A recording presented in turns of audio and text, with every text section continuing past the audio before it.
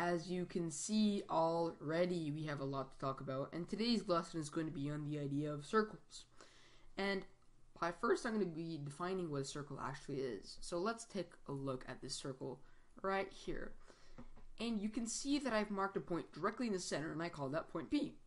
Well, this is called the center of the circle. Now, with that, I'll tell you the dictionary definition of a circle. A circle is the set of all points that are equidistant from a certain center. And in this case, this center is going to be P, and the equidistance, or the equal distances, two words smudged together, are simply going to be this radius from center, point P, to the circumference, or the actual points of the circle.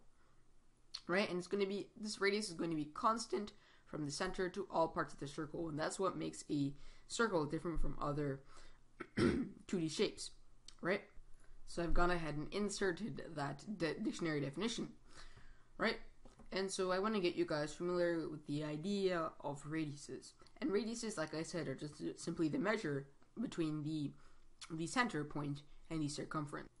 And it's also important to note that the circumference, or the actual points of the circle, are theoretically the only parts of the circle. What's inside is not part of the circle. Just a slanted set of arcs is what the circle actually is. And speaking of arcs, let's go on to the next part of our lesson.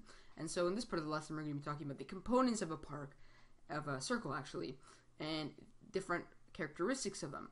So in this illustration, I have laid out something, or some themes called chords. Right? So let me write down chords. Right? And essentially what chords are, they're just line segments that have their endpoints on the circumference of the circle. Right? And of these chords, we have one that you probably know, or you probably have heard of at least, and this is called its diameter. So in a different color, let's write down diameter, and I'm going to show you which color has an actual diameter, which one is the diameter. And a diameter, for those of you who do not know, are chords, of course, with endpoints on the circumference of the circle, and it passes through the actual center point of that circle. And so, in other words, if you plot out all the possible chords in a circle, the diameter is going to be the longest one of those chords. And you can try to prove me wrong, but this is fact-based, right? And so your diameter is going to be your red here, and even possibly this green here, but it's not quite straight, and it's arguably touching the center point. It's quite hard to see, but yes. So basically, a diameter, center. Think of the center; it passes through the center. And also, we're not quite done yet. Envision that I have this circle, and I have this line right here. And on this line, it only touches at one point, and this one point we'll call the point of tangency. So I'll abbreviate that to POT, or actually, yeah, or PT actually, because of doesn't really mean anything. So PT, and this line is called a tangent line. These ideas are going to be borrowed as you move on to higher math, but tangent lines, they simply intersect the circumference at one point, right?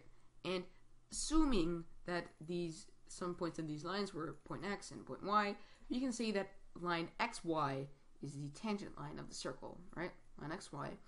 And also, we can talk about arcs, since I didn't explain them.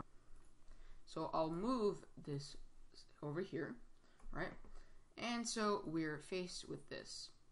Now, arcs, like this picture states pretty well actually, they're just parts of circles. So these are just parts, right? Just parts of circles. And we can name them similar to line segments, but please remember that arcs are not line segments. They're marked in a different way. They're marked with the arc symbol instead. So we can call this arc over here arc AB. And there's three types of arcs that we're concerned with. I just didn't write down C. And these are minor arcs, major arcs, and semicircle arcs, right? And let me get you guys comfortable in what the idea of arcs are to begin with. So AB, of course, is an arc. What if I were to put point C here, right? And I was going to extend this right here. This would be arc ABC, wouldn't it? Alright, cool.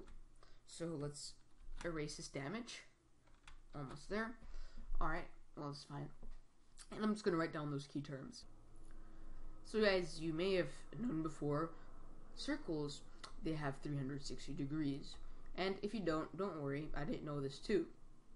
Basically, what we're going to have are 3 types of arcs, like I mentioned earlier. And let's start with the most basic, and that's going to be our minor arc. Minor arcs, let's assume that we bisect this circle into 2 parts, right? And of course, they're going to be talking about how this is the semicircle, but a minor arc has to be less than the semicircle. So it can be, yes, arc AB is fine, and if we have another one here, it's fine. And if we have another one right here, that's also fine because it's less than half of the circle. But if it was more than half of the circle, then it would not be a minor arc. Instead, it would be a major arc. And major arcs look something like this. If I go in a different color, let's have yellow, right? If I go, keep going past this halfway mark, and have something like this, it's incomplete, but it's larger than half of the circle, then yes, that's going to be a major arc and not a minor arc. So please remember that minor arc, like the name implies, is going to be less than half of the circle. Major arc, of course, is going to be more than half the circle. And of course, semicircle is going to be that nice balance. Semicircle is going to be this half 180 degree thing. And so if I can erase this, that'd be nice. And if I were to go in a different color, such as, say, blue, then if I were to do half of the circle, then this would be a semicircle arc. And we can also do this. Of course, this would also be another oh, that doesn't show very well.